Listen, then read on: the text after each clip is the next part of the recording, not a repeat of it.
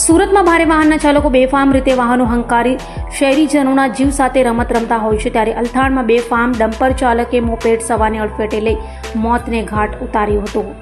સુરતમાં ભારે વાહનના ચાલકો અકસ્માતની ઘટનાઓને અંજામ આપી રહ્યા હોય, જેઓ સામે પોલીસ ક્યારે પગલાં લેશે તે સમજાતું નથી, ત્યારે ફરી એક ભારે વાહનના ચાલકે અકસ્માતમાં નિર્દોષનો ભોગ લીધો હતો। સુરતના અલથાણ વિસ્તારમાં બેફામ દોડી આવેલા ડમ્પરના ચાલકે ગફલત ભરી રીતે ડમ્પર હંકારી મોપેડ સવાર યુવાનને અડફેટે લીધો હતો, જેમાં મોપેડ સવારને ગંભીર ઈજાઓ થતા ઘટના સ્થળે જ મોત નીપજ્યું હતું। તો બનાવની જાણ થતાં પોલીસ કાફલો સ્થળે દોડી ગયો હતો અને અકસ્માત સર્જનાર ડમ્પર ચાલકને ઝડપી પાડી સળિયા પાછળ ધકેલી દીધો હતો। મનોજભાઈ કઈ જગ્યા પર શું બન્યું? આ શ્યામ મંદિર પહેલાં અલથાણ ચોકડી પાસે ટાટા શોરૂમની પાસે એક્સિડન્ટ થયું છે।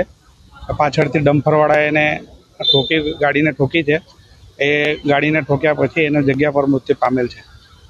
એના મમ્મી પપ્પા શું કામ કરે છે?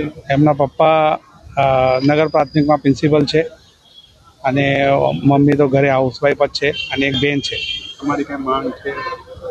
હવે માંગ એટલે ન્યાય મળે અને જે આવું કૃત્ય કર્યું છે એને કડકમાં કડક પગલાં ભરાય, એને કડકમાં કડક સજા મળે એવી આપણે અપેક્ષા રાખીએ। તમે એના કોણ?